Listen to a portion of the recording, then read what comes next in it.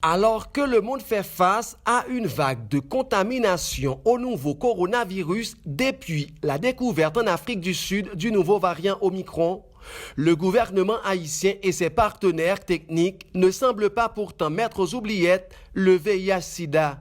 En effet, dans une cérémonie organisée en la circonstance ayant réuni des acteurs nationaux et internationaux, le Premier ministre a rappelé que la lutte contre le sida nécessite une mobilisation générale. Moi, je dis deux mots à tout le monde qui a un virus sida dans le sang, ou soit qui a un proche parent qui a lutté avec l'infection sida.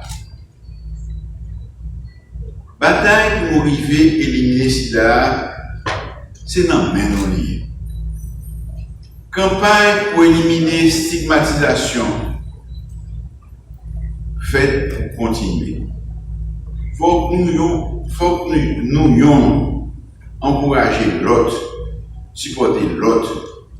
Pour le virus là qui continuer, pas continuer, faire des dégâts dans le mi-temps. Il faut que nous-mêmes, qui infectés, prendre remède nous chaque jour sans sauter non.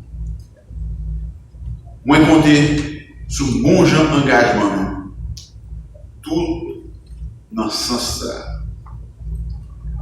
Nous voulons saisir l'occasion pour saluer les interventions de nos partenaires qui accompagnent les PVVIH en offrant à tous un accès sans discrimination aux médicaments rétroviraux. Le ministre de la Santé publique et de la Population a aussi plaidé en faveur de la lutte contre les inégalités causant la pérennisation du sida dans le pays. Pour mettre fin à la propagation du sida, cela nécessite une implication de tous, relate Dr Alex Larsen. Il appelle à un comportement sexuel responsable des citoyens. Sur l'ensemble des personnes vivant avec le VIH en Haïti, 80% connaissent le statut en 2020.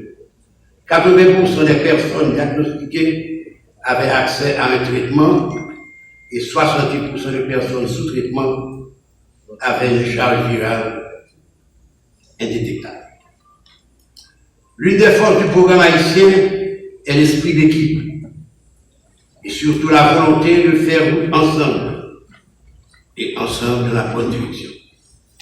Ceci a conduit à des résultats tangibles car on a pu infléchir la courbe et les tendances de l'épidémie. Peuple haïtien, on travaille pour tout le monde, il y a même droit dans un monde sans sida, sans pandémie, sans préjugés. Le chargé d'affaires des États-Unis à Port-au-Prince, l'ambassadeur Kenneth Merten, a salué l'engagement et la volonté du gouvernement américain de contribuer à la vaccination des populations mondiales contre la pandémie du COVID-19. Les efforts contre le COVID-19 n'ont pas empêché de poursuivre la lutte contre le sida, estime l'ambassadeur, qui croit que c'est un défi majeur pour l'humanité, en particulier les pays pauvres plus touchés par la maladie. Kenneth Merten annonce du coup le décaissement de plus de 110 millions de dollars américains en 2022 afin de lutter pour contrôler l'épidémie du sida à l'horizon de 2030. Les États-Unis se sont engagés à diriger la réponse mondiale à la pandémie du COVID-19, à devenir un arsenal de vaccins pour le monde et à aider chaque pays à se rétablir complètement.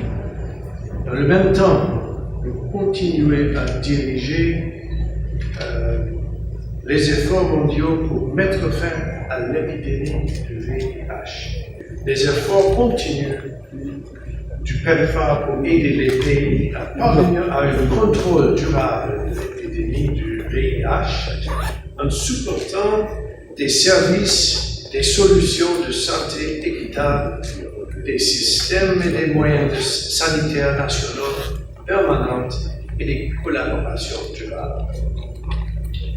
L'année dernière, 1,5 million de personnes ont été infectées par le VIH et près de 700 000 personnes sont mortes de maladies liées au sida dans le monde. La menace du VIH plane toujours sur l'humanité 40 ans après l'apparition des premiers cas. Aujourd'hui, l'engagement de mettre fin au sida à l'horizon de 2030 est en retard. Ce retard n'est pas imputable à un manque de connaissances ou d'outils pour vaincre le sida, mais à des inégalités structurelles qui entravent les solutions efficaces de prévention et de traitement du VIH, souligne l'ONU-SIDA dans un communiqué. L'Organisation mondiale appelle à la multiplication des efforts pour sauver des millions de vies à travers la planète. Entre-temps, il faut signaler qu'au cours de la journée mondiale contre le sida en Haïti, des plaques d'honneur ont été décernées à des représentants de plusieurs organisations pour leur contribution dans la lutte contre la maladie. André Louis, depuis Port-au-Prince, pour Zoom Haïti News.